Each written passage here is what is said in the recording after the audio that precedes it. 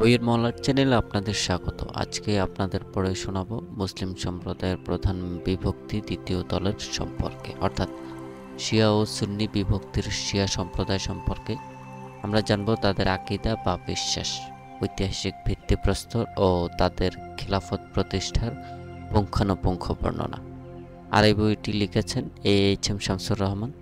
তার নিরলস সাধনায় বাংলাভাষী পাঠকদের জন্য ইসলামের এই বিভক্তি সম্পর্কে একটি পূর্ণাঙ্গ ইতিহাসের দলিল রূপে আমরা জানতে পারবো, এমন একটি ইতিহাস যা সম্পর্কে আমাদের অনেকের মধ্যেই রয়েছে সন্দেহ সন্ততি বা আবছা রকমের ধারণা, যা আমাদের সত্য থেকে দূরে রেখেছে।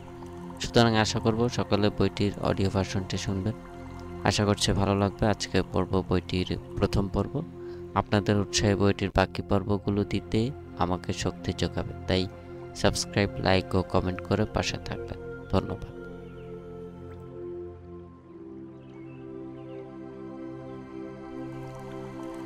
উত্তর আফ্রিকা ও মিশরের ফাতেমীয়দের ইতিহাস, এইচ.এম. শামসুর রহমান।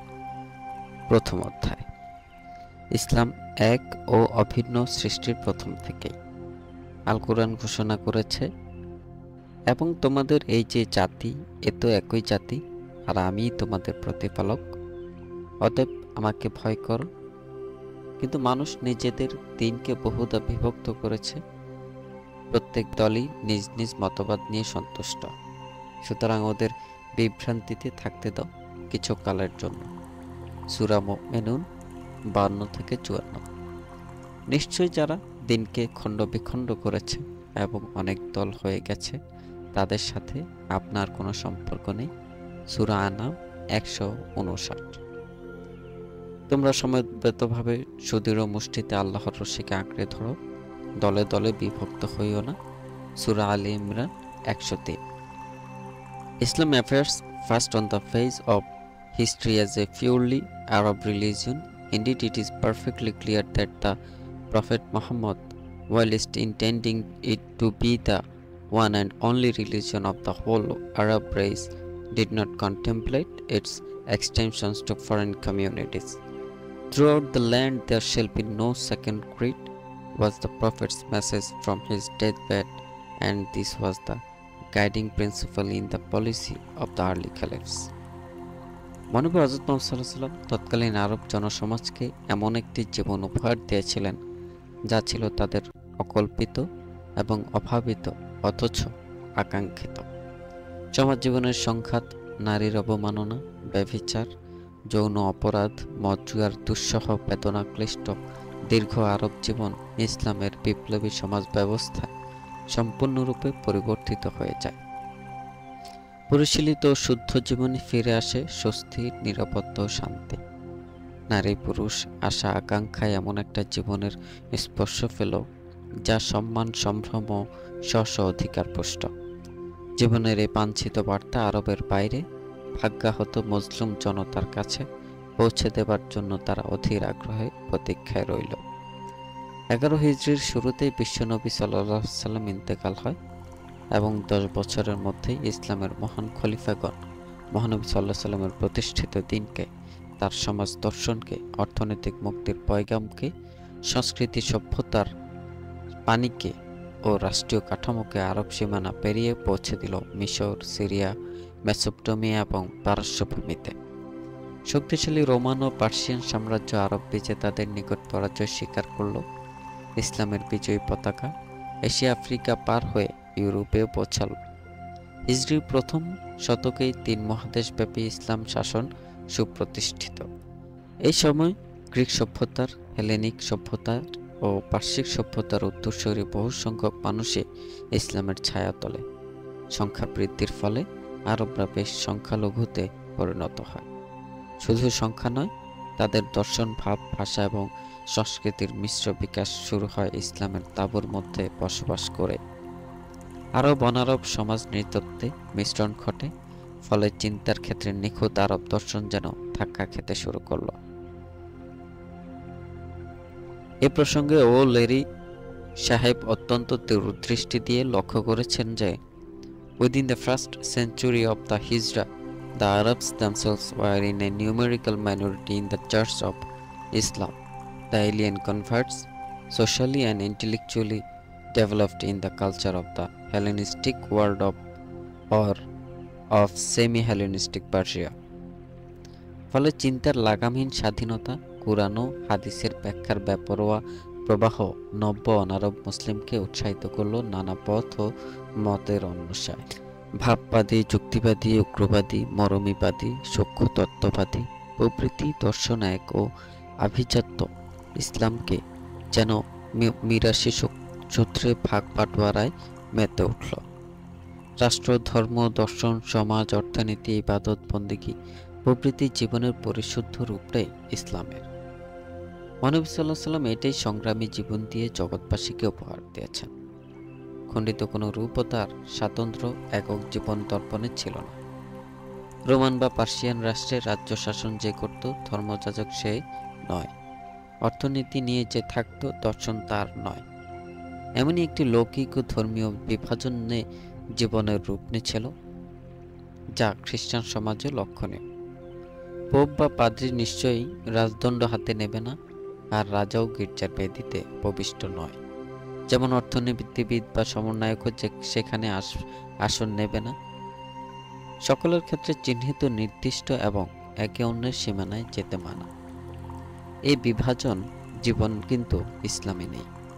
গভীর নিশীথের আধার ভেদ করে সুপ্ত নেতৃত্ব ধরনের নিস্তব্ধতায় যিনি প্রভুর ইবাদতে তন্ময়, তার সাহায্য কামনায়, অশ্রুসিক্ত নয়নে, সকাতর প্রার্থনায় আত্মবিস্মৃত, ঠিক সেই মানুষটি প্রভাতে তলোয়ার হাতে মুসলিম জনতাকে জালেমের হাত থেকে মুক্তির জন্য রণক্ষেত্রে আপসহীন সংগ্রামে দেহের তাজা রক্ত ছড়াতে তৃপ্ত শপথে উদ্যত। আবার তিনি দরিদ্রের বোঝা নামাতে, এতিমের মাথার বোঝা সরাতে ও ধনীর বৃত্ত হতে অর্থ সংগ্রহে তৎপর।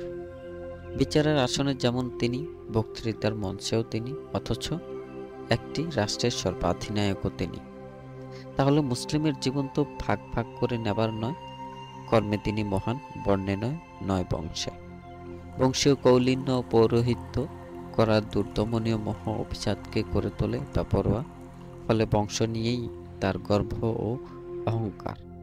এটা কুরাইশদের ছিল আইয়ামে জাহলিয়াতে, কিন্তু মহানবী সাল্লাল্লাহু আলাইহি সাল্লাম আল কোরআনের উদ্ধৃতি দিয়ে বলেন, তোমরা এক নরনারী হতে সৃষ্ট, গোত্রে বিভক্ত, পরিচিতির জন্য, তবে আল্লাহর নিকট সেই সম্মানিত যে তার কর্মে স্রষ্টার অনুগত।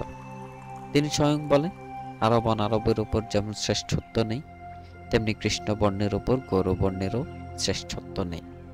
অথচ বংশের কারণেই একটা দলের আবির্ভাব ঘটল। এর ইতিহাস বা মূলসূত্র কোথায়, সেটা অনুসন্ধানের প্রয়োজন। পার্সিয়ানরা বিশ্বাস করত রাজতন্ত্রের বংশানুক্রমিক ধারা, কেননা একজন রাজার মৃত্যু হলে তার স্বর্গীয় আত্মা পরবর্তী রাজার মধ্যে প্রবিষ্ট হয়, আর এর পেছনে ঐশ্বরিক সমর্থন বিদ্যমান। এ প্রসঙ্গে অবল এরি সাহেব বলেন, the kingship as hereditary in the sense that the semi-divine kingly soul passed by the transmigration at the death of one sovereign to the body of his divinely appointed successor. This had been the Persian belief with regard to the Sassanid kings, and the Persians fully accepted Yazdegerd, the last of this, as a reincarnation of the princess of the semi-mythical Kayani dynasty to which they attributed their racial origin and their culture. ইয়াজিদিজিদ 31 হিজরিতে মারা গেলে পার্সিকদের পুরুষ শাসনের সমাপ্তি ঘটে। এটা জনসাধারণ একটা বিশ্বাস যে তার কন্যা শাহার বানুর সাথে হযরত আলী রাদিয়াল্লাহুর পুত্র হযরত হোসেন রাদিয়াল্লাহু তাআলা আনহুর বিবাহ হয়। এই বিবাহের ফলে পার্শ্বিক ভাবধারার বংশীয় কৌলিন্যের এক নবতর সংস্করণ সংক্রমিত হয়। পার্শ্বিকদের জন্য একটা কোমল অন্তর হযরত আলী রাদিয়াল্লাহু তাআলা আনহুর বংশের সযত্নে লালিত হবে, এটা অত্যন্ত স্বাভাবিক। অনারব পার্সিয়ানদের ইসলামী ভ্রাতৃত্বে একটা সাম্য মৈত্রী স্থান করে দেবার বিষয়ে বরাবরই হযরত আলী সোচ্চার ছিলেন। হযরত আলী রাদিয়াল্লাহু তাআলা আনহুর সাথে হযরত মুয়াবিয়া রাদিয়াল্লাহু তাআলা আনহুর সংঘর্ষের পর পার্সিয়ানরা ন্যায়সঙ্গত কারণে মুয়াবিয়া বিরোধী হয়ে যায়। তারা উমাইয়া খিলাফতে দারুণভাবে নিগৃহীত হয়। বৈষম্যের শিকারে তারা অধিকার বঞ্চিত শ্রেণীতে পড়লে আহলে হজরত হাসান ও হজরত হুসাইন রাদিয়াল্লাহু তাআলা আনহু তাদের জন্য সোচ্চার হয়ে ওঠে। ফলে পার্শ্বিকদের সাথে আহলে আলী রাদিয়াল্লাহু তাআলা আনহুর সম্পর্ক গড়ে ওঠে। পার্শ্বিকদের পুরাতন ধর্ম বিশ্বাস যেন আলী রাদিয়াল্লাহু তাআলা আনহুর বংশের প্রতি আরোপিত হতে থাকে। আর তার দেহান্তর পরবর্তী পুরুষে এটাই ইসলাম বিরোধী হলেও আলী ভক্ত পার্শ্বিকদের বিশ্বাসের ব্যাপারটি প্রস্তরভিত হয়ে পড়ে। ইতীন্দ্রিয়বাদ, ভক্তিবাদ, অলৌকিকত্ববাদ সবই পার্শ্বিক হলেও পার্শ্বিক মুসলিম মাওয়ালিরা এটা ছাড়েনি তো বটেই, উপরন্তু এটাকে ইসলামী করে নতুন প্রজন্মের ধর্মবিশ্বাসের মন্ত্ররূপে বিধিবদ্ধ করল। ফলে হযরত আলীর ভক্তদের এটা বিশ্বাস করতে আর কষ্ট হলো না যে যেহেতু তিনি বিশ্বনবী সাল্লাল্লাহু আলাইহি সাল্লামের চাচাতো ভাই আর জামাই এবং বিশ্বনবীর জীবিত পুত্র ছিল না, আর একমাত্র কন্যা ফাতিমাই জীবিত ছিলেন। ফলে ফাতিমাই মহানবী সাল্লাল্লাহু আলাইহি সাল্লামের উত্তরাধিকারিণী এবং জামাই হযরত আলী খিলাফতের যোগ্য বৈধ দাবিদার। অন্য তিনজন খলিফা খিলাফতের আত্মসাৎকারী। মহানবী সাল্লাল্লাহু আলাইহি সাল্লাম দায়িত্বহীন কণ্ঠে ঘোষণা করেন যে নবীদের ওয়ারিস বা উত্তরাধিকারী মুসলিম উম্মাহ, তারা যাকে খিলাফতে নির্বাচিত করবে তারাই তার উত্তরাধিকারী।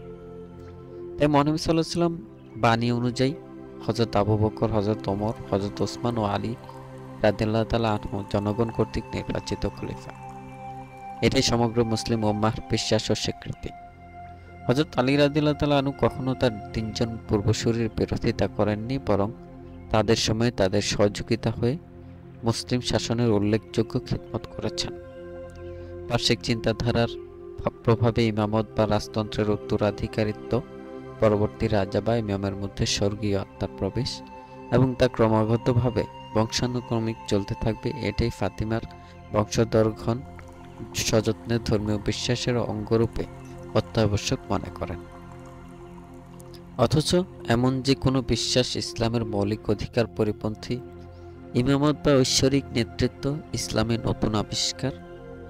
হযরত ওসমান রাদিয়াল্লাহু তাআলা আনহু এর রাজত্বকালে ৩২ হিজরিতে ইয়েমেনের আবদুল্লাহ ইবনে সাবা ইহুদি ধর্ম ত্যাগ করে মুসলমান হলেও তার পূর্ব ধারণা, যা ইয়েমেনে প্রথাগতভাবে প্রচলিত ছিল যে স্বর্গীয় নেতৃত্ব ব্যতীত জনগণের কল্যাণ আসে না, এটার প্রচারে সোচ্চার হয়ে উঠল এবং হযরত আলী রাদিয়াল্লাহু তাআলা আনহুই ডিভাইন লিডারশিপের জন্য মনোনীত। হযরত ওসমান রাদিয়াল্লাহু তাআলা আনহু এর নৃশংস হত্যাকাণ্ডের পর হযরত আলী রাদিয়াল্লাহু তাআলা আনহু খলিফা হন, কিন্তু তার অনুমোদন ছাড়া ওই স্বর্গীয় নেতৃত্ব তার প্রতি আরোপিত হতে থাকে, বিশেষ করে মুসলিমদের দ্বারাই। অত্যন্ত আশ্চর্যের বিষয় এই যে হযরত আলী রাদিয়াল্লাহু তাআলা আনহু আততায়ীর হাতে 40 হিজরিতে নিহত হবার পর ওই অতিভক্তের দল প্রচার করল হযরত আলীর বিদেহী আত্মা আকাশের মেঘমালায় ঠাঁই নিয়েছে। তার কণ্ঠ মেঘের গর্জনের শ্রুত হয়, তার উপস্থিতি বিদ্যুতের চমকে দৃশ্য হয়। প্রয়োজনীয় সময় আবার তিনি পৃথিবীতে আসবেন। ইত্যবসরে তার পবিত্র আত্মা পরবর্তী ইমামদের মধ্যে পুনর্জন্ম লাভ করবে উত্তরাধিকার সূত্রে। তার মৃত্যুর পর তদীয় পুত্র হযরত হাসান খলিফা হন, কিন্তু হযরত মুয়াবিয়ার সাথে এক সমঝোতায় খিলাফতের দায়িত্বভার ত্যাগ করেন। কিন্তু আলী ভক্তের দল এটাও গ্রহণযোগ্য বলে স্বীকার করেন না। কারবালার নৃশংস হত্যাকাণ্ড ছিল ইসলাম জগতে এক বেদনা বিধুর ঘটনা। এটা সকল মুসলমানদের জন্য শোকাবহ ঘটনা। সকলে এর জন্য ঘটনার সঙ্গে জড়িতের নিন্দা আর ধিক্কার প্রধানে আদৌ কার্পণ্য করেন। হযরত হুসাইন রাদিয়াল্লাহু তাআলা আনহু হত্যার নূতনভাবে আলীপন্থীদের অনুপ্রাণিত করে। এই ঘটনা এমন একটা আবেগ সৃষ্টি করে যা ধর্মীয় উন্মাদনায় অনেক নতুন প্রজন্মের কিছু জন্ম দেয়। শিয়া শব্দের অর্থ দল। এখানে শিয়া অর্থ হযরত আলীর দলকে বোঝায়, যদিও তিনি নিজে এমন কোনো নির্দিষ্ট দলের প্রতিষ্ঠা করেননি।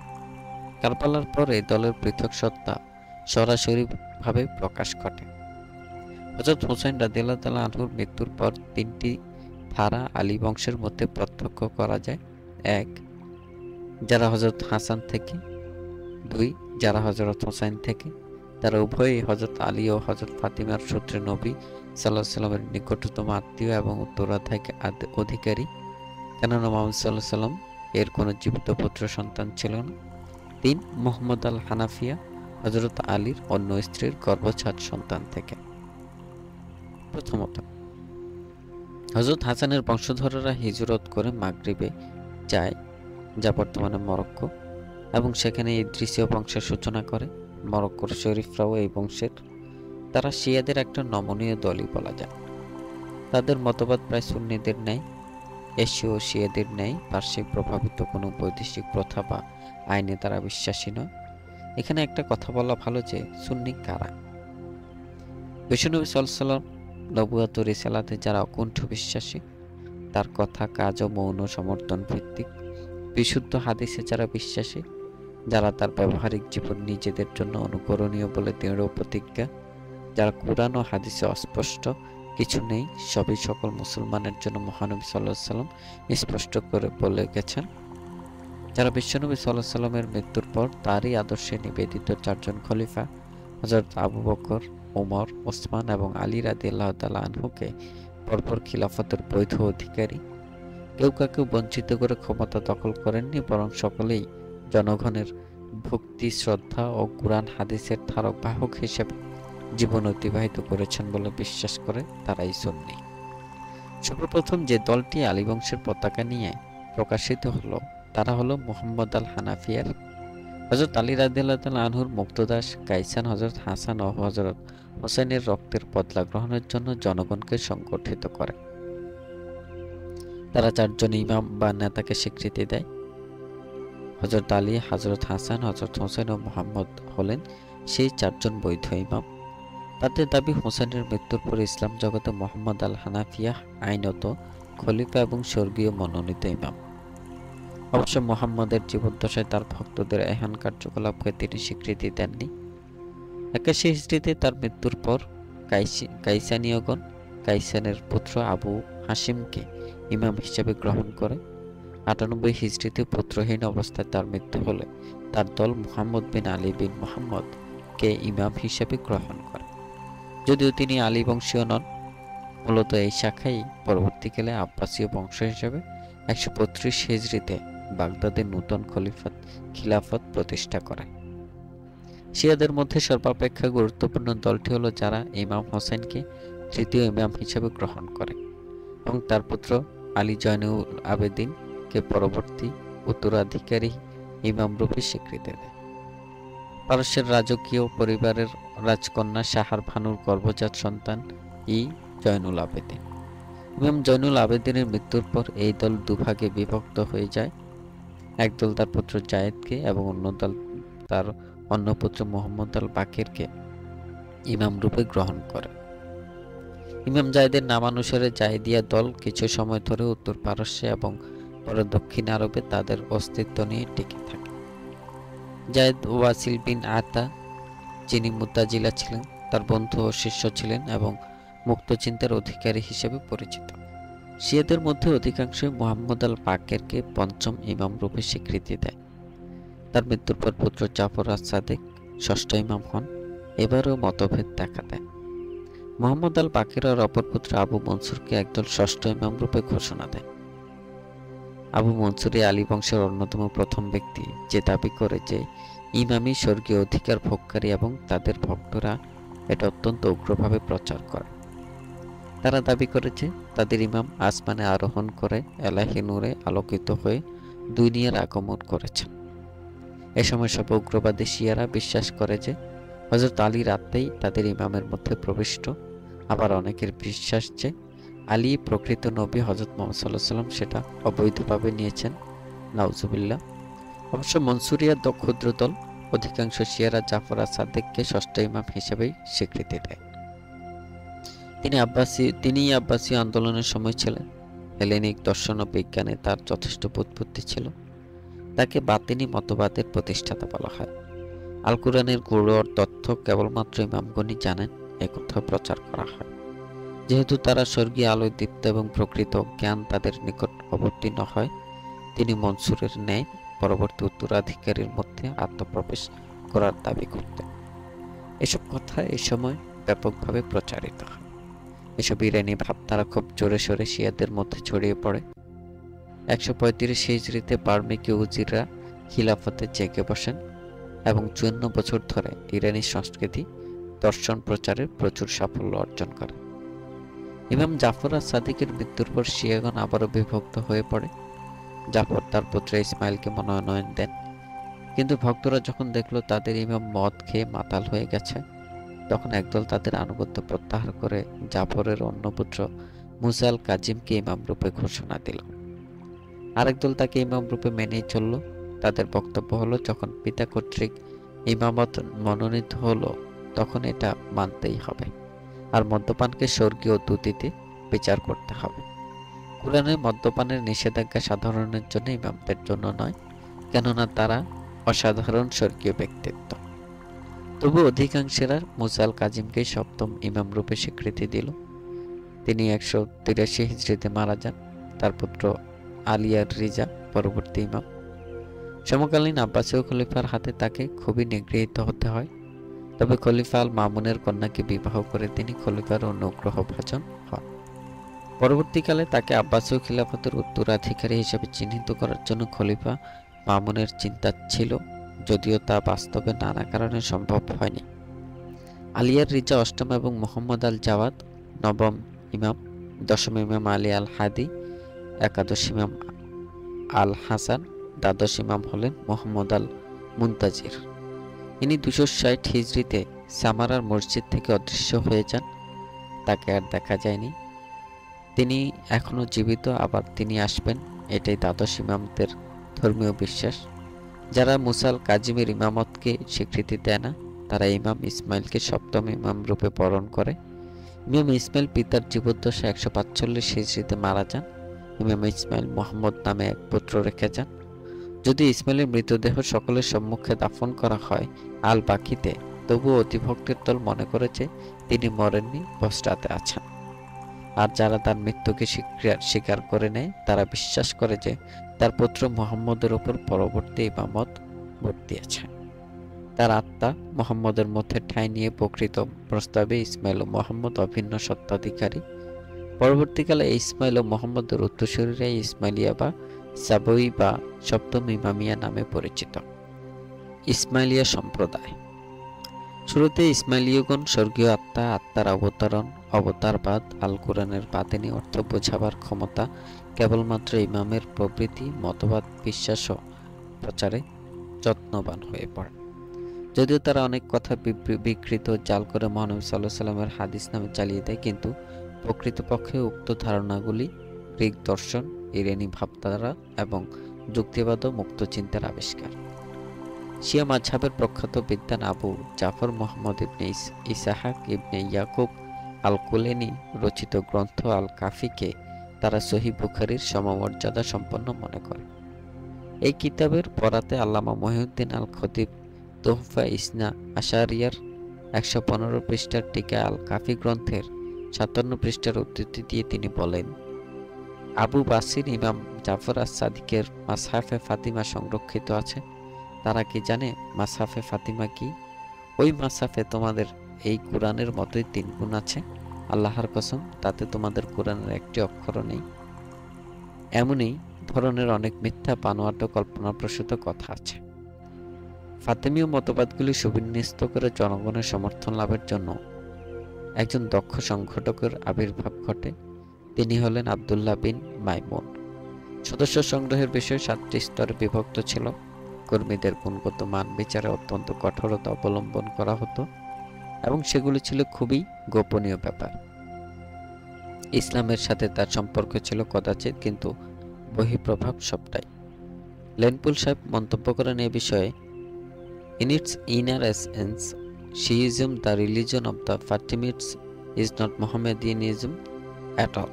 They merely took advantages of an old schism in Islam to graft upon it a totally new and largely political movement.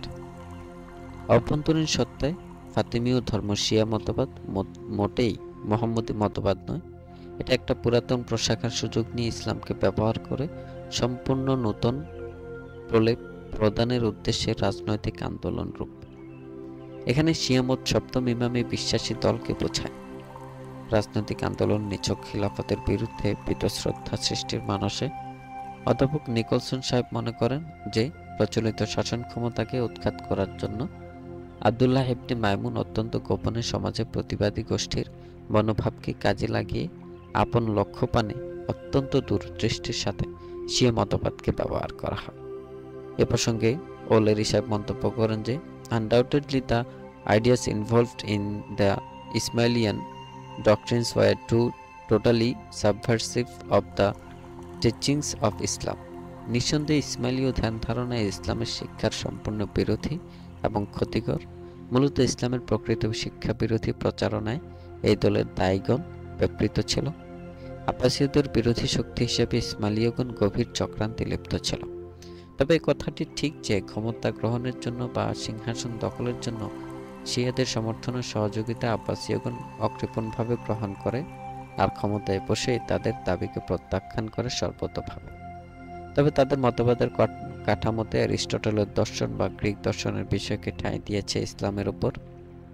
অবতারবাদ ও আত্মার স্থানান্তকরণ মেসোপটেমীয় ও পার্শ্বিকদের মনে যথেষ্ট আকর্ষণ সৃষ্টি করে।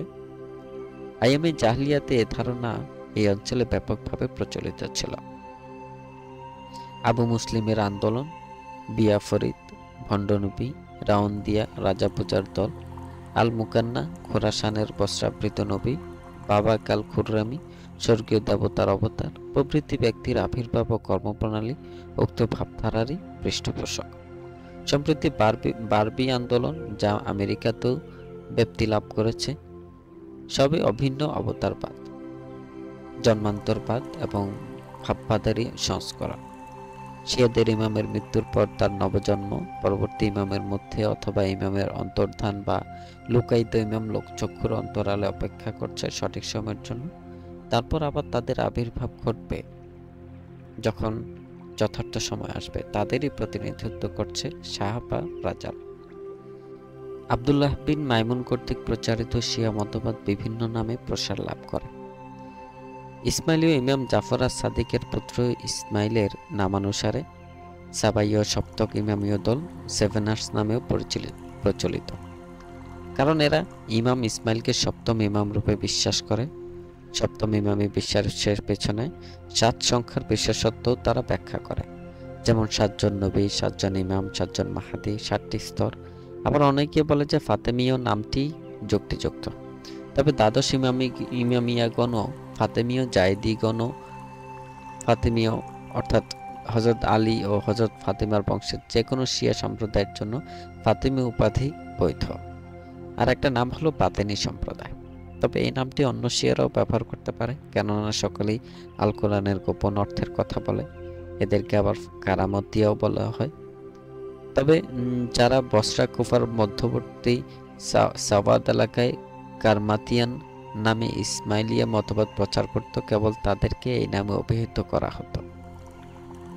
পরবর্তীকালে এরা মূল ইসমাইলিয়া দল থেকে বেরিয়ে যায়। ইসমাইলিয়াগণ তাদের প্রচারণা চালায়, প্রচারক দল প্রেরণ করে সমাজের বিভিন্ন শ্রেণীতে।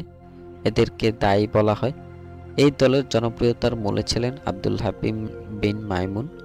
মাইমুন সম্পর্কে অনেক তথ্য ঐতিহাসিকরা প্রদান করেছেন তার পূর্বপুরুষকে নিয়ে। তবে আবুল ফিদা বলেন যে তিনি কারাজ বা ইস্পাহানের অধিবাসী এবং শিয়া মত গ্রহণ করেন। তবে প্রকৃতপক্ষে তিনি জিন্দিক ছিলেন।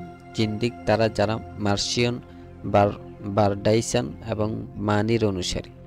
তারা সুন্নি মুসলিমদের মধ্যে ধর্মচ্যুত বা ধর্মদ্রোহী। তারা আল কোরআনের সৃষ্টি তত্ত্ব স্বীকার না করে গ্রিক দার্শনিক অ্যারিস্টটলের বস্তুতত্ত্ব এবং দ্রব্যের অবিনশ্বরকে স্বীকার করে। ইবনে খালদুন বলেন যে মাইমুন কিছু সংখ্যক অনুসারী নিয়ে জেরুজালেমে চলে যান এবং একজন জাদুকর গণক ভবিষ্যৎ বক্তা রূপে খ্যাতি লাভ করে। ঐতিহাসিক মাকরিজির বর্ণনায় মাইমুনের পুত্র আবদুল্লাহ ধর্মশাস্ত্রে বিজ্ঞ পণ্ডিত এবং আইন, ব্যবহারিক জ্ঞান ও ফিরকে বিষয়ে অভিজ্ঞ ছিলেন। মূলত মাইমুনের পুত্র আবদুল্লাহ এই সম্প্রদায়ের শিক্ষক, প্রচারক ও প্রকৃত প্রতিষ্ঠাতা ছিলেন।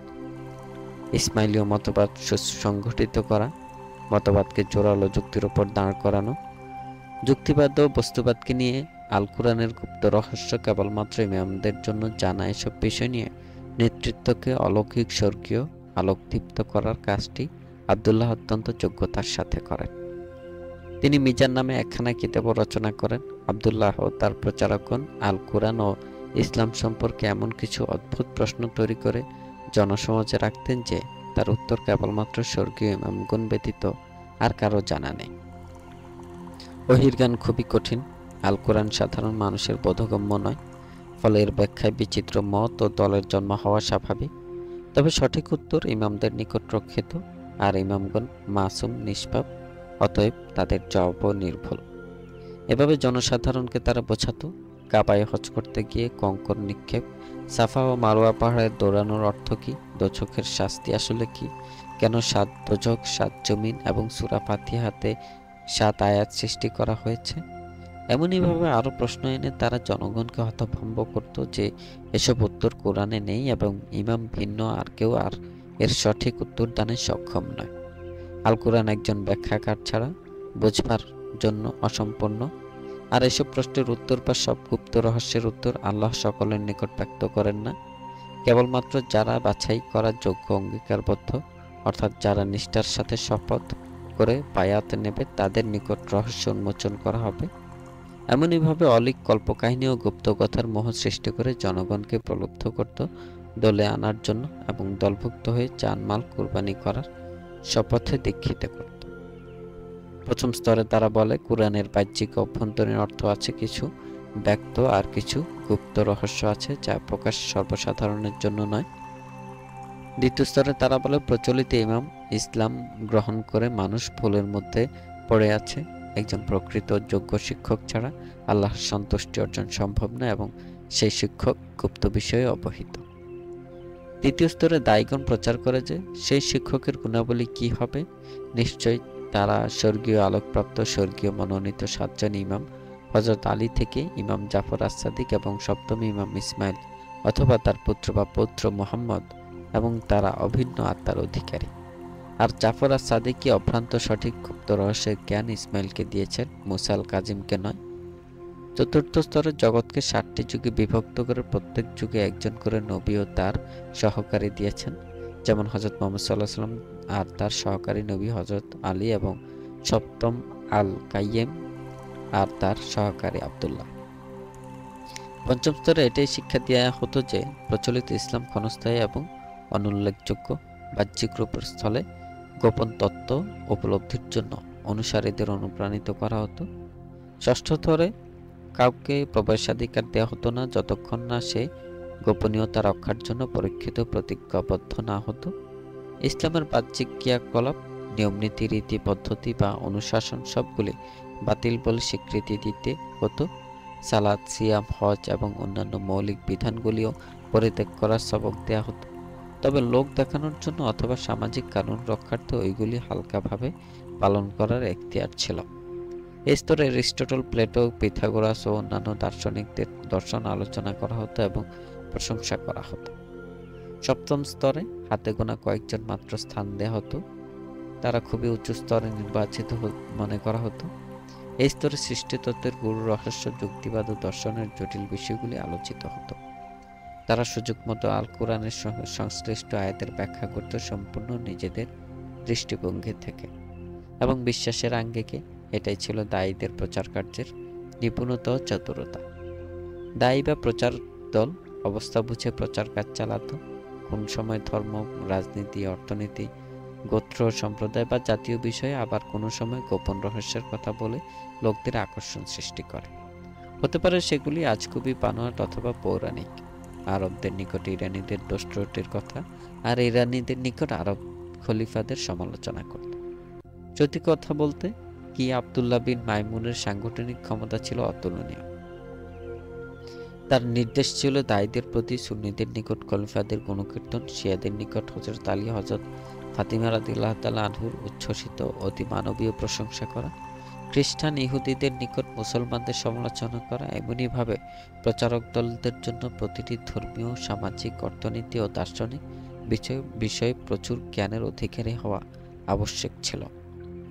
আব্দুল্লাহ বিন মাইমুন প্রথমত বসরাতে তার প্রচার কেন্দ্র স্থাপন করে, কিন্তু সেখানে জনমনে তার বিরুদ্ধে সন্দেহ সৃষ্টি হওয়ায় 261 হিজরিতে পারস্য চলে যান। সেখানে হযরত আকিল বিন আবি তালিবের পরিবারের সাথে বসবাস করতে থাকেন। অতঃপর সিরিয়ার সালামিয়াতে চলে যান। সেখান থেকে প্রচারক দল বিভিন্ন অঞ্চলে প্রেরণ করতেন। তারা মোহাম্মদ বিন ইসমাইল বিন জাফর আস-সাদিকের অনুকূলেই কাজ করত। ইসমাইলকে গুপ্ত ইমাম আর আবদুল্লাহকে নিজেকে মাহাদি হিসেবে চিহ্নিত করতেন। সালামিয়াতে আবদুল্লাহর মৃত্যু হয় এবং তার পুত্র আহমদ তার উত্তরসূরি হয়ে কাজ করতে থাকেন। 266 হিজরির দিকে বসরা হতে ইয়েমেন প্রচারক দল প্রেরিত হয় এবং আহমদ পিতার ন্যায় শিয়া মতবাদ বিস্তারে খুবই গুরুত্বপূর্ণ ভূমিকা পালন করে। এ সময় কারামতিয়ান দলের শক্তি বৃদ্ধি পায়। আহমদের মৃত্যুর পর পুত্র হুসাইনও মারা যায় সাইদ নামে এক পুত্র রেখে। এই সাইদি পরবর্তীকালে উবাইদুল্লাহ উপাধি গ্রহণ করে মাহাদি রূপে আত্মপ্রকাশ করেন এবং উত্তর আফ্রিকাতে ফাতেমীয় রাষ্ট্র প্রতিষ্ঠা করেন। তার নাম সাইদ, তবে তাকে বিভিন্ন শাখায় যুক্ত করা হয়, যেমন 1 আবদুল্লাহর পুত্র, আহমদ পুত্র হোসাইন পুত্র সাইদ, 2 আহমদের পুত্র সাইদ, 3 সাইদ পুত্র আবু সালাহ লাগ। আরও একটি ঘটনার সাথে উবাইদুল্লাহর পিতৃ পরিচয় যুক্ত করা হয়। তা হলো সে একজন ইহুদি কর্মকারের পুত্র। তার বিধবা মাকে আহমদের পুত্র হোসেন বিবাহ করে এবং হোসেনের সে পালিত পুত্র। এভাবে ফাতেমীয় বংশকে 3টি ধারায় ইহুদি সূত্রে সংযুক্ত করা হয়। 1 মাইমুন বিন দাইসান একজন ইহুদি ছিলেন। 2 ওবায়দুল্লাহ প্রকৃতপক্ষে একজন ইহুদি সন্তান।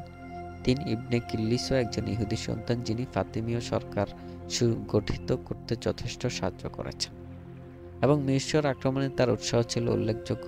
এ কারণে ফাতেমীয় শাসনে ইহুদিদেরকে যথেষ্ট আনুকূল্য প্রদর্শন করা হয়।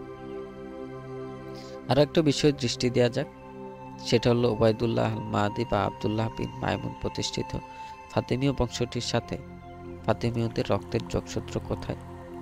আবদুল্লাহ নিজেকে মাহাদি রূপে বিঘোষিত করেই সন্তুষ্ট ছিলেন, কিন্তু তিনি কখনো নিজেকে ইমাম বলেননি, বরং গুপ্ত ইমাম ইসমাইলের বা তার পুত্র মুহাম্মদের কথাই জনসমাজে প্রচার করতেন।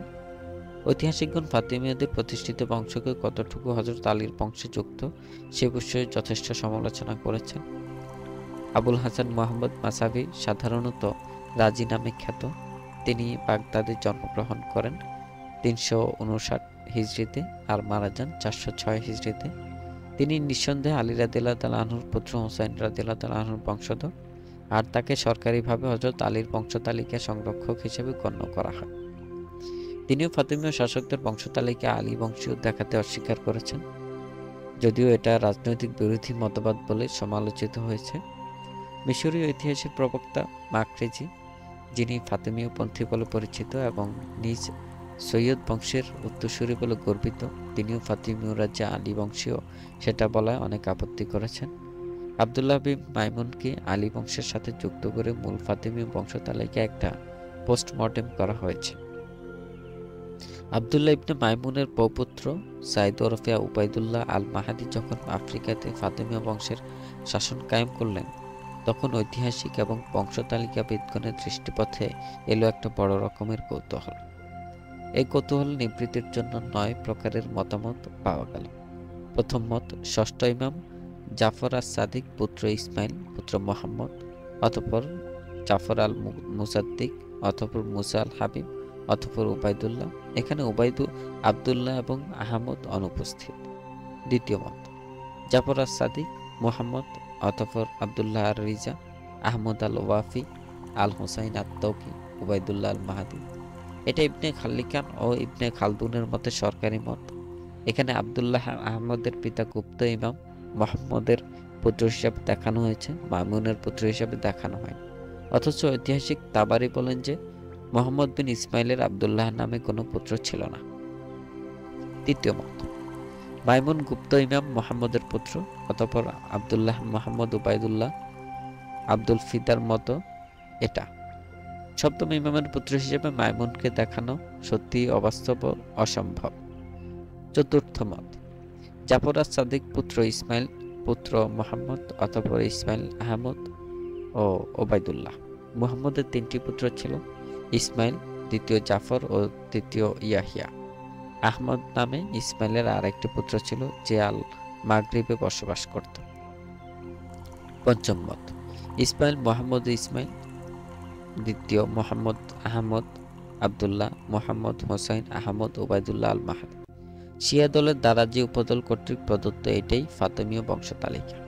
ষষ্ঠ মত, উল্লেখিত 5টা তালিকায় ইসমাইলীয় সপ্তম ইমামিয়া সংবলিত এক্ষণে দ্বাদশ ইমামীয়দের তালিকা নিম্নরূপে, যেমন জাফর আস সাদিক, মুসা আল কাজিম, আলিয়ার রিজা, মোহাম্মদ আল জাবাদ, আলী আল হাদি, আল হাসান আল আসকারি এবং দ্বাদশ হিসেবে ওবায়দুল্লাহ আল মাহাদি। এখানে মোহাম্মদ আল মুনতাসির দ্বাদশ ইমামের পরিবর্তে ওবায়দুল্লাহ আল মাহাদিকে দেখানো হয়েছে। সপ্তম মত, উল্লেখিত তালিকায় সপ্তম নম্বরে দ্বাদশ ইমাম মোহাম্মদ আল মুনতাজির হবেন, যিনি 260 হিজরিতে অদৃশ্য হয়েছেন এবং 29 বছর পর উত্তর আফ্রিকাতে ওবায়দুল্লাহ আল মাহাদি নামে গুপ্তস্থান হতে আবির্ভূত। অষ্টম মত, আলী আল হাদির পর সম্ভবত হাসান আল আসকারির ভাই আল হোসাইন এবং পুত্র ওবায়দুল্লাহ আল মাহাদি ইবনুল আসিরের উদ্ধৃতি দিয়ে ইবনুল খাল্লিকান এই মত প্রকাশ করেছেন। এই 3 প্রকারের মত ইসমাইলীয়দের নিকট গ্রহণযোগ্য নয়, কেননা তারা জাফর আস সাদিকের উত্তরসূরি ইসমাইল ভিন্ন অন্য কোনো সূত্রে বিশ্বাসী নয়। তবে আহমদ আলী বংশীয় দাবিদার হলে ইসমাইলের বংশ তালিকাভুক্তির আবশ্যকতা নিষ্প্রয়োজন। নবম মত, ইবনে খাল্লিকান আরও একটি মত ব্যক্ত করেন, বলেন যে ওবায়দুল্লাহ আল মাহাদি ইমাম জাফর আস সাদিকের ভ্রাতা হাসানের উত্তরসূরি এবং তা আলী বংশের, তবে তিনি ইমাম নন। সূত্র এরূপ: হাসান, আবদুল্লাহ, আহমদ, হাসান, আলী বা ওবায়দুল্লাহ আল মাহাদি। আবদুল্লাহ পর্যন্ত সূত্রটি মাহাদির পারিবারিক তালিকা, তবে হাসানের পরিবর্তে মাইমুন হবে। এতগুলি বংশ তালিকা সত্ত্বেও প্রত্যেকটিতে একটা না একটা খুঁত আছে, যা প্রকৃত বংশ তালিকারূপে গ্রহণ করতে ঐতিহাসিকদের আপত্তি। তবে যেহেতু তারা তাদের মতামত ব্যাপকভাবে প্রচার করে একটা শক্তিশালী দল তৈরি করে শাসন ক্ষমতা দখল করেন, সেহেতু তাদের বিভিন্ন মতের বংশ তালিকা কারো চোখে বড় করে দেখা যায়। যে যা দাবি করে তাতে কি আসে যায়, এমনভাবে বিভিন্ন প্রচারক দল বিভিন্ন সূত্র উল্লেখ করে জনমনে ইসমাইলীয় ধারণা সৃষ্টি করতে সক্ষম হয়েছে। এটাই তাদের বড় কৃতিত্ব। দ্বিতীয় অধ্যায়, প্রথম খলিফা ওবায়দুল্লাহ আল মাহাদি, 297 হিজরি থেকে 322 হিজরি পর্যন্ত। সিরিয়ার সালামিয়াতে 260 হিজরিতে ওবায়দুল্লাহ আল মাহাদির জন্ম। পিতা হুসেনের 268 হিজরিতে মৃত্যুর পর তিনি ইমাম রূপে আবির্ভূত হন। প্রাথমিক জীবনে অজানা, তারপর গোপন অবস্থান থেকে মাহাদি রূপে আত্মপ্রকাশ এবং শিয়া মতবাদ প্রচারে আত্মনিয়োগ। প্রথমে তিনি দেখেন যে ফাতিমীয় সংগঠন তার চাচা সাইদ আল খাইরের কবজায়, আর পিতৃব্যের সন্তানেরা জীবিত নেই। যুবক উবায়দুল্লাহ পিতৃব্য কন্যার প্রাণী গ্রহণ করে সংগঠনের দায়িত্বভার নিজ হস্তে গ্রহণ করেন। সালামিয়াতে গুপ্তভাবে বণিক বেশে বসবাস করতে থাকেন, আর নানা স্থান থেকে তার অনুসারীরা এসে তার সাথে সাক্ষাৎ করত। প্রচারক বা দায়ী দলকে নানা কৌশলে বিভিন্ন জনপদে প্রেরণ করা হতো। অনেক অলিক কাহিনী ও রহস্যের কোটজালের মোহ সৃষ্টি করে অজানাকে জানার আর অলৌকিক রহস্যের সন্ধানে প্রচুর লোক তার শিষ্যত্ব গ্রহণ করে ফাতেমীয় আন্দোলনকে বলিষ্ঠ করে তোলে। ঠিক এমনই এক সময়ে মাহাদি চিন্তা করলেন যে ফাতেমীয় শাসন প্রতিষ্ঠার প্রয়োজন, তবে সমস্যা হলো কোথায় সেই স্থান উপযুক্ত। দায়ীদের মধ্যেও মতবিরোধ। একটা প্রস্তাব হলো আব্বাসীয় খিলাফত উচ্ছেদ করে ইরাকে, এবং অন্যটি হলো খোদ আরব ভূখণ্ডে ইয়েমেনে, সেখানে পর্বতরাজি থাকায় নিরাপদ। আর তৃতীয়টি হলো আরব দেশ হতে বহুদূর আল মাগরিবে, এক নতুন দেশ। এই সময় ইসমাইলীয়দের প্রশাখা কারামতিয়ানরা তাদের জন্য হুমকি স্বরূপ দেখা দিল। কারামতীয় ইসমাইলীয়দেরই একটি প্রশাখা, তবে অভ্যন্তরীণ কোন্দলে তারা বিচ্ছিন্ন হয়ে যায়। তারা খুবই উগ্রপন্থী, সন্ত্রাস করে ধনসম্পদ জনগণের মধ্যে বন্টনপূর্বক একটি প্রতিষ্ঠার প্রয়োজনে, সমাজ প্রতিষ্ঠার প্রয়োজনে বিশ্বাসী। তারা বিরোধী শক্তিকে সহিংসতায় মোকাবিলায় বিশ্বাসী। ইমাম ইসমাইলের জীবিতকালে মুবারক নামক এক প্রচারকের দ্বারা বাহরাইনের উপকূলে কারামাতুয়া শিয়া মতবাদে দীক্ষিত হয়। সে কালক্রমে প্রচার কার্যের ফলে বেশ কিছু অনুসারী ভক্ত সংগ্রহে সক্ষম হয়। যে কোনো মতভেদের কারণে মূল ইসমাইলীয় দল থেকে সরে পড়ে তারা। নিজের নাম অনুসারে দলের নামকরণ করা হয় কারামতীয়। অনেক দায়ী যখন নানা কারণে মাহাদির প্রতি ভীতশ্রদ্ধ হয়ে পড়ে, তখনই তারা এই দলে যোগ দেয়। ফলে ধীরে ধীরে দলের শক্তি বৃদ্ধি পেতে থাকে। 286 হিজরিতে হামদান কারামত যখন প্রস্তাব করল যে আব্বাসীয় খিলাফত উৎখাত করে ইরাকে ফাতিমীয় শক্তি বা শাসন প্রতিষ্ঠিত করতে হবে, তখন মাহাদির সাথে তার মতভেদ শুরু হলো। মাহাদি তার প্রস্তাব অগ্রাহ্য করলে সে কারামতীয়দের দলে যোগ দেয়। অনেকে বলে যে তার নাম অনুসারেই কারামতীয়, তবে এটা বিচার বিবেচনা সাপেক্ষ। কারামাতীয়দের আরও একটি উপদল তৈরি হয় 290 খ্রিস্টাব্দে জাকরুয়া বিন মাহদুয়ার নেতৃত্বে। তারা কুফাতে তাদের কর্মকাণ্ডের কেন্দ্র করে। তারাও কালক্রমে শক্তি সঞ্চয় করে সিরিয়াতে অভিযান চালায় এবং দামেস্ক হিমস অধিকার করে তো বটেই, উপরন্তু সালামিয়াতে মাহাদির অবর্তমানে লুটতরাজ করে অনেক মূল্যবান সম্পদ হস্তগত করে। কারামতীয়দের এহেন দুষ্কর্ম ও অপতৎপরতার কারণে মাহাদি সিদ্ধান্ত গ্রহণ করে যে তার স্থান নির্বাচিত হবে আল মাগরিবে। কারামতীয়দের ধ্বংসাত্মক কার্য এত চরমে পৌঁছে যে মক্কা মদিনা সহ আরব আজমে শিয়া সুন্নি আব্বাসীয় ফাতিমীয় সকলেই সন্ত্রস্ত হয়ে পড়ে। তারা বাহরাইনে একটা ছোট রাষ্ট্র কায়েম করে আবু জাকারিয়া বিন মাহাদির নেতৃত্বে 301 থেকে 332 হিজরি এবং 914 থেকে 43 সাল পর্যন্ত আবু তাহির সুলাইমান নিম্ন মেসোপটেমিয়াতে ধ্বংসযজ্ঞ শুরু করে এবং হজ যাত্রার পথ অবরোধ করে। 930 সালের 8 জিলহজ তারা ঠিক হজ শুরু মুহূর্তে মক্কা অবরোধ করে দারুণ ত্রাস সৃষ্টি করে। অবরোধের 6 দিন পর পবিত্র কাবা গৃহ হতে হাজরে আসওয়াদ নিয়ে যায়। দীর্ঘদিন পরে তাদের নিকট হতে হাজরে আসওয়াদ পাথরখণ্ডটি উদ্ধার করে কাবাতে পুনঃস্থাপন করা হয়। এদের কার্যালয় কোনো সময় সিরিয়া, কোনো সময় খোরাসান, কোনো সময় ইয়েমেনে, আবার অন্য কোথায় স্থাপন করে সন্ত্রাসী কাজ চালায়।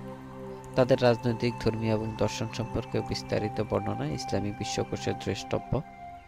কারামতীয়দের সম্পর্কে ডিলেসি ও ল্যারি ডি তার আর শর্ট হিস্ট্রি অব দ্য ফাতিমিড খিলাফত গ্রন্থে যে বর্ণনা দিয়েছেন তা হল 311 হিজরিতে তারা বসরা দখল করে। 317 হিজরিতে তারা জিলহজ মাসে মক্কাতে ঢুকে পড়ে। তাদের অতর্কিত আক্রমণে মক্কা শরীফ, তার অনেক সঙ্গী এবং বহু হজরত যাত্রী সহ নিহত হয়। 8 জিলহজ হজের পবিত্র দিনে হারাম শরীফে এক নারকীয় হত্যাযজ্ঞ অনুষ্ঠিত হয়। যে সময়ে যুদ্ধ বিগ্রহ রক্তপাত নিষিদ্ধ, ঠিক সেই মুহূর্তে বর্গী দস্যুর মতো কারামতীয় বর্ষসেনার হিংস্র পশুর ন্যায় পবিত্র কাবার উপর চড়া হয়।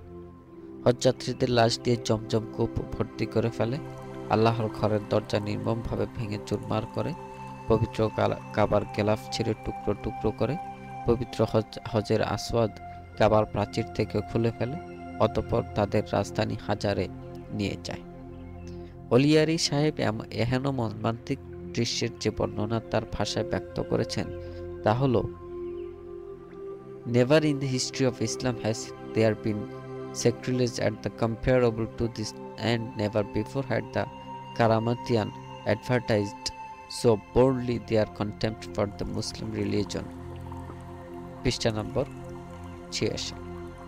বাগদাদের আমির বেগকিম কারামাতীয়দের প্রতি 50,000 দিনারের পুরস্কারের ঘোষণা দিয়েছিলেন হাজরে আসওয়াদ ফিরিয়ে দেবার জন্য, কিন্তু তারা অস্বীকৃতি জানায়। এ সময় আব্বাসীয়রা মূলত এত বেশি দুর্বল ছিল যে তাদের এখনও দুর্যোগ মোকাবেলার কোনো হিম্মত ছিল না।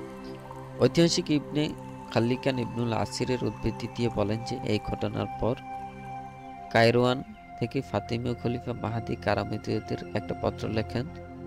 অলিয়ারি সাহেব পত্রটি এভাবেই তার ভাষায় বর্ণনা করেন যে, by what you have done you have justified the charge of infidelity brought against our seat and the little of impious given to the missionaries acting for our dynasties. If you restore not what you have taken from the people of Mecca, the pilgrims and others, if you replace not the black stone and the veil of the Kaaba, we shall renounce you in this world and the next place. Page number 86। এই পত্রে অবশ্য ফল হয়, তারা কৃষ্ণপ্রস্তর ফেরত দেয়, কিন্তু সাথে সাথে নয়। সুদীর্ঘ 2 দশকেরও বেশি সময়ের পর অলিয়ারি সাহেবের বর্ণনায় 317 হিজরিতে পাথরখানি নিয়ে যায় আর 339 হিজরির জিলকত বা জিলহজ মাসে ফেরত দেয়। তখন ফাতেমীয় তৃতীয় খলিফা মনসুরের রাজত্বকাল। ওবায়দুল্লাহ আল মাহাদির কার্যক্রম। 289 হিজরিতে আল মাহাদি নিজ আবাসস্থল সালামিয়া ছেড়ে আল মাগরিবের উদ্দেশ্যে যাত্রা করেন। সিরিয়ার হিমসে উপস্থিত হয়ে জানতে পারেন যে তার অনুপস্থিতিতে উগ্র কারামতিয়ারা সালামিয়া আক্রমণ করে তছনছ করে দেয়। তার সহযোগী দায়ী হোসাইন আল আহওয়াজিকে হত্যা করে, স্ত্রী, পুত্র, কন্যা ও পরিজনদেরকে উত্তপ্ত করে ধন সম্পদ ছিনিয়ে নেয়। এসব দুঃখজনক সংবাদে মর্মাহত হয়ে আর সালামিয়াতে প্রত্যাবর্তন না করে মিশরের দিকে যাত্রা করে। ইতিপূর্বে প্রেরিত তদীয় দায়ী ইবনে ফজল ও হাওসার সানার উত্তরে ইয়েমেনে একটি পর্বতাকীর্ণ অঞ্চলে ক্ষুদ্র রাজ্য প্রতিষ্ঠা করে।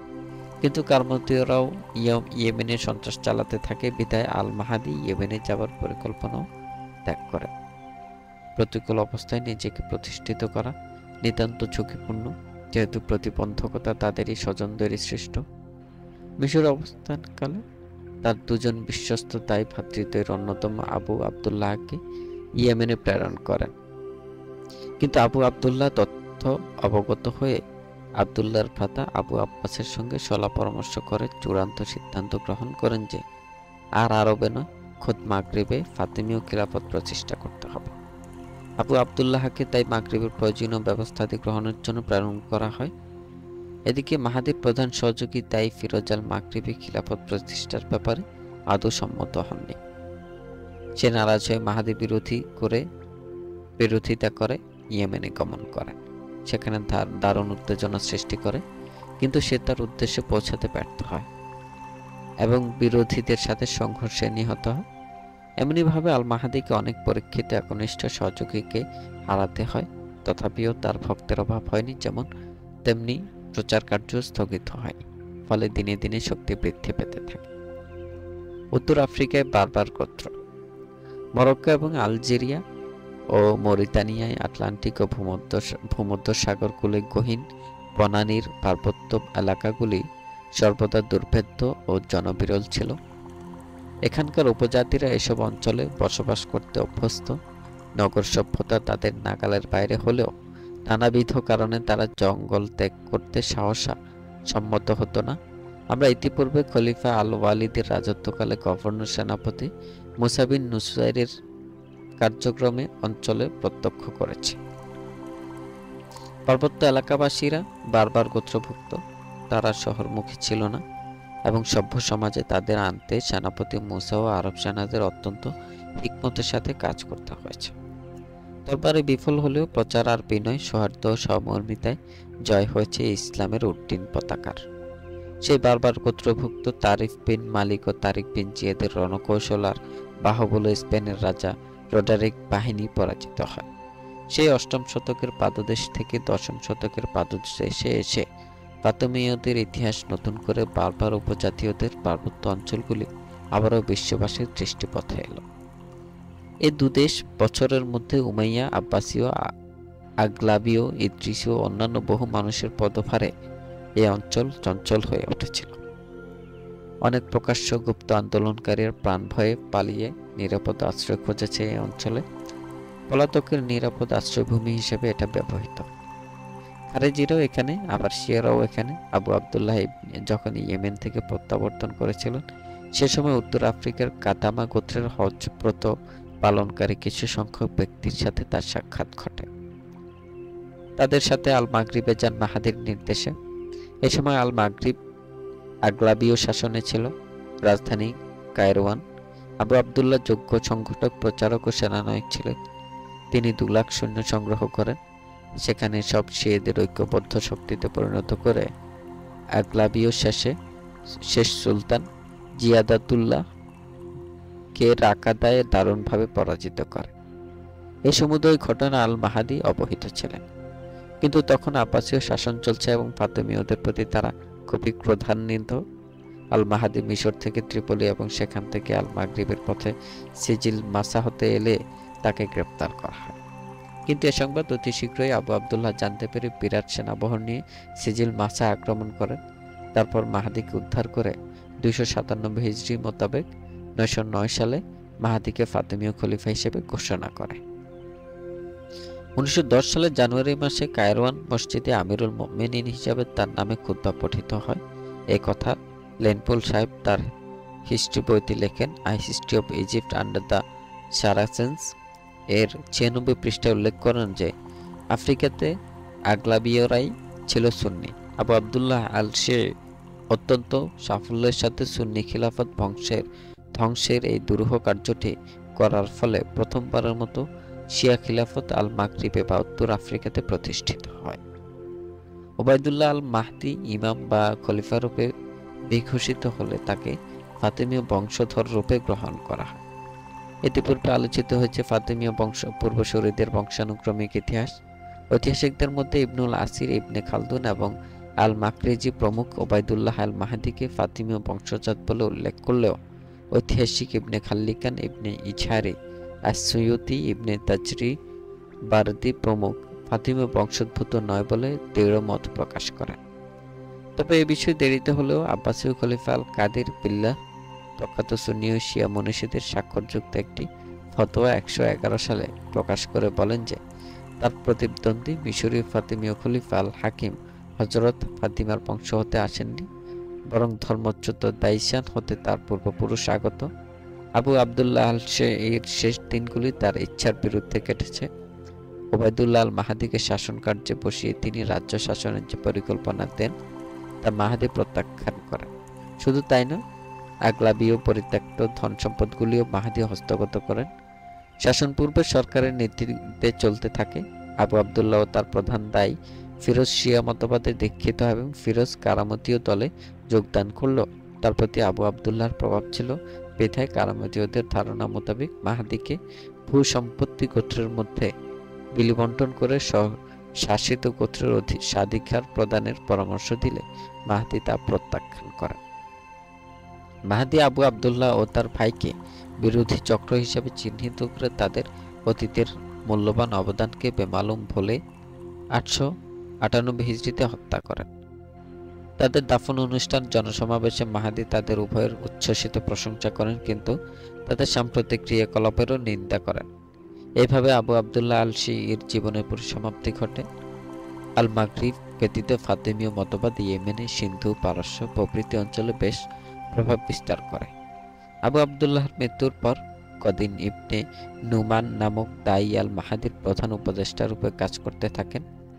তিনি সংগঠক, প্রচারক, পরামর্শদাতা, নীতি নির্ধারক এবং ফাতিমি আন্দোলনের ইতিহাসবেত্তা ছিলেন। পরবর্তী 3 জন খলিফার উপদেষ্টা ছিলেন এবং কায়রোতে মারা যান। আল মাহাদির কৃতিত্ব।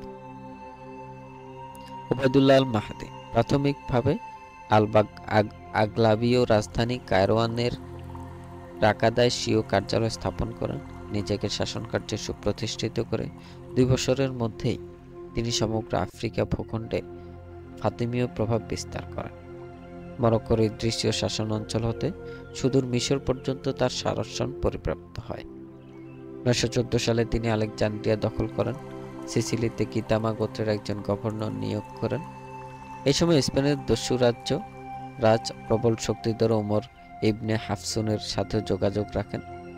স্পেনেও তার দায়ীগণ গোপনে প্রচার কার্য চালাতে থাকে।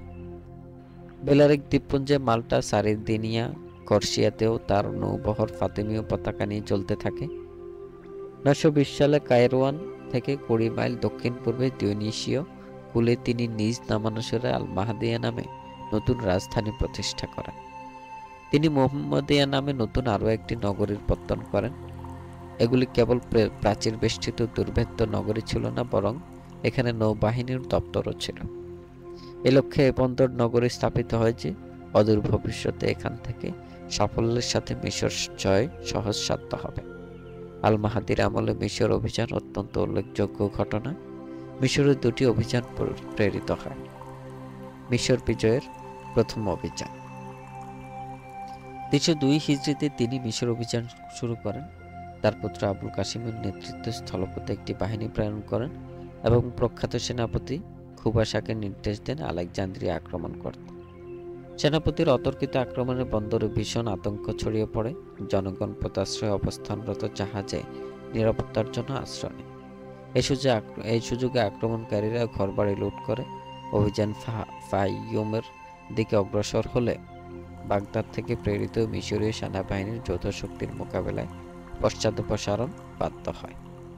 এই অভিযান মাহাদির অনুসারীদেরকে বিপুলভাবে উৎসাহিত করে এবং আলেকজান্দ্রিয়া লুণ্ঠনে ফলে আর্থিক বুনিয়াদও চাঙ্গা হয়।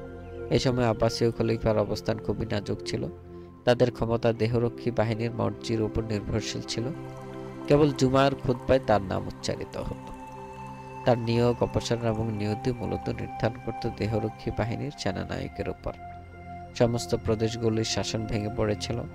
মিশরের অবস্থা ছিল আরও শোচনীয়। মিশরের অবস্থা সম্পর্কে অলিয়ারি সাহেবের মন্তব্য শুনলাম। It was one on the verge of the disintegration by natural decay, whilst the Fatimid state which coveted it, though outwardly strong and efficient, had already showed that it had the seeds of internal weakness in the tribal jealousies of Berbers and Arabs. পৃষ্ঠা নম্বর ৭৮। মিশরের দ্বিতীয় অভিযান। প্রথম অভিযানে ক্ষয়ক্ষতি এবং কিছু লাভ হওয়া সত্ত্বেও উদ্দেশ্য সফল না হওয়ায় মাহাদি আবারও মিশর জয় করার জন্য প্রস্তুতি গ্রহণ করেন। এবার যুদ্ধের আয়োজন ছিল ব্যাপক এবং দৃঢ় মনোবল নিয়ে তিনি আক্রমণ পরিচালনা করেন। ৩০৭ হিজরিতে বিশাল সেনাবাহিনী ৮৫টি যুদ্ধজাহাজের বহর নিয়ে নবনির্মিত শহর মাহাদিয়া থেকে যাত্রা করে। উপকূল দিয়ে এই নৌবহরটি অত্যন্ত আত্মপ্রত্যয়ের সাথে অগ্রসর হতে থাকে এবং আলেকজান্দ্রিয়ার পোতাশ্রয় নোঙ্গর করে। দুর্বল বাগদাদের খলিফা তখন মোহাম্মদ আবু মুনজির আল কাহির বিল্লাহ। তিনি মাত্র ২৫টি যুদ্ধজাহাজ ও কিছু সংখ্যক সৈন্য দিয়ে আলেকজান্দ্রিয়ার অভিমুখে প্রেরণ করেন। কিন্তু এবারে খলিফার ভাগ্য সুপ্রসন্ন ছিল। এই যুদ্ধজাহাজগুলি গ্রিক নৌসেনার দ্বারা সুসজ্জিত ছিল। তারা অত্যন্ত দক্ষ এবং নৌযুদ্ধে অভিজ্ঞ ছিল। তাই মাহাদির বিশাল নৌবহরকে সাংঘাতিক আঘাত হেনে পরাজিত করে। যেহেতু মিশর এখন ফাতিমীয়দের আক্রমণ ও দখলের লক্ষ্যবস্তু, সেহেতু মিশরের অবস্থা পর্যালোচনা সংক্ষিপ্ত হলেও প্রয়োজন। মিশরে এই সময় গভর্নর বা আমির জুকার রুমি কর্তৃক শাসিত হচ্ছিল এবং এটা আব্বাসীয় খিলাফতের একটা প্রদেশ ছিল। জুকারুমির প্রবল বাসনা ছিল যে কোনোভাবেই হোক ফাতিমীয় আগ্রাসনের কবল থেকে মিশরকে রক্ষা করতেই হবে। বিগত অভিযানের সময় ফাইয়ুমে যেমন যুদ্ধ হলো, সেখান থেকে ফাতিমীদের বিতাড়িত করা হয়েছিল, তেমনিভাবে প্রত্যেকটা অভিযান পথে সুরক্ষিত পূজ্য সৃষ্টি করার প্রয়োজন, এটা তিনি গভীরভাবে উপলব্ধি করেন। তিনি এ ব্যাপারে বেশ কিছু পদক্ষেপ গ্রহণ করেন। ইতিমধ্যে তার মৃত্যু হয় এবং পরবর্তী আমির তেকিন আল খাসা ক্ষমতাপ্রাপ্ত হন। এই আমিরের পূর্ব অভিজ্ঞতা ছিল মিশরের ব্যাপারে, কেননা তিনি ২৯৮ হিজরি থেকে ৩০৩ হিজরি পর্যন্ত শাসনকর্তার দায়িত্ব পালন করেন এবং ফাতিমীয়দের প্রথম মিশর আক্রমণ ব্যর্থ করে দেন। তিনি সেনাবাহিনী ও জনগণের খুবই প্রিয় ছিলেন। ফাতিমীয় অভিযানকে নস্যাৎ করে দেবার যাবতীয় কার্যকর ব্যবস্থা তিনি গ্রহণ করতে আদৌ ইতস্তত করেননি। যদিও প্রাকৃতিক ও সমরকৌশলের দিক দিয়ে উত্তর নীল নদের প্রবাহে এবং বিস্তীর্ণ মরু অঞ্চল এবং পার্বত্য ভূমিতে লুকায়িত গেরিলা ফাতিমীদেরকে সমূলে বিন্যাস করা খুবই শক্ত ছিল, তবুও তেকিন উপযুক্ত ব্যবস্থা গ্রহণ করে তিনি তার অভিযানকে সফল করেন। মিশরে ফাতিমীয় শিয়াদের অনেক দায়ী বা প্রচারক দল গুপ্তভাবে কর্মতৎপর ছিল। এখানে জনগণের মধ্যে তাদের সহানুভূতি ছিল। সাহায্যকারী, গুপ্তচর এবং গোপন আক্রমণকারীও ছিল। মিশরের কাজী ও কোষাধ্যক্ষ ও কিছু উচ্চপদস্থ অফিসার মাহাদির সাথে যোগাযোগ রক্ষা করতেন। যদিও তারা শিয়া ছিলেন না, কিন্তু শাসকের সাথে মতানৈক্য ও ঈর্ষাকাতর হয়ে এমনটি করতেন। ঠিক এমন এক অভ্যন্তরীণ নাজুক পরিস্থিতি তেকিন পদচ্যুত হন। মুহাম্মদ বিন হামাল নতুন আমির হলেও ৩ দিনের বেশি তিনি ক্ষমতায় থাকেননি। তেকিন পুনর্বহাল হন, কিন্তু প্রাসাদ ষড়যন্ত্রে তেকিন আবার ক্ষমতা হারান। হিলাল বিন বদর এবং আহমদ বিন কাইখ লাগ তারপর শাসনকর্তার পদে নিযুক্ত হন। প্রথম জন ২ বছর এবং শেষ জন ১ বছর ক্ষমতায় থাকার পর তেকিন ৩১২ থেকে ৩২১ পর্যন্ত তার মৃত্যুকাল অবধি মিশরের সিংহাসনে থাকেন। মিশরে কেবলমাত্র উপযুক্ত সেনা সমর্থন ব্যতীত শাসন সম্ভব ছিল না। তেকিনের মৃত্যুর পর তার পুত্র মুহাম্মদ ক্ষমতায় আসেন, কিন্তু সে সময় সেনাবাহিনীতে খুবই বিশৃঙ্খলা বিরাজ করছিল। পিতার ন্যায় দক্ষ না হওয়া এবং উত্তেজিত সেনাবাহিনী বেতনের দাবিতে মুহাম্মদকে স্বল্পকালের মধ্যেই বিতাড়িত করে। কোষাধ্যক্ষ মাদারাই অর্থ ঘাটতি ও হিসাবের অনিয়মের ঘাপলা এবং মাহাদির অনুরক্ত হওয়ায় অবস্থা খুবই সঙ্গীন হয়ে পড়ে। নিজের বিপদ আসন্ন ভেবে তিনি আত্মগোপন করেন। উচ্চপদস্থ কর্মচারীরাও সুযোগ সন্ধানে বিবৃত থাকে। রাজ্যে দারুণ নৈরাজ্য বিরাজ করতে থাকে। লুটতরাজ, হত্যা ও দস্যুবৃত্তি চরমে উপনীত হয়। একে অন্যের সম্পদ হরণে যেন যুদ্ধ করার পূর্ণ প্রস্তুতি অপেক্ষায় প্রশাসন জনগণের অধিকার রক্ষায় ব্যর্থতার পরিচয় দেয়। মিশরীয় জনগণের দৃষ্টি তখন বাগদাদের পরিবর্তে কায়রোয়ানের দিকে, যদিও কায়রোয়ানে ফাতিমীয়রা নির্মমভাবে শাসন ক্ষমতা প্রয়োগ করে আইন শৃঙ্খলা স্বাভাবিক রেখে নিজেদেরকে দৃঢ় ও সবল হিসেবে পরিণত করে। ঠিক এমন এক অবস্থায় মিশর অবস্থান করছিল। আব্বাসীয় খলিফা এই সময় মুহাম্মদ বিন তাগুসকে মিশরের আমির নিয়োগ করে।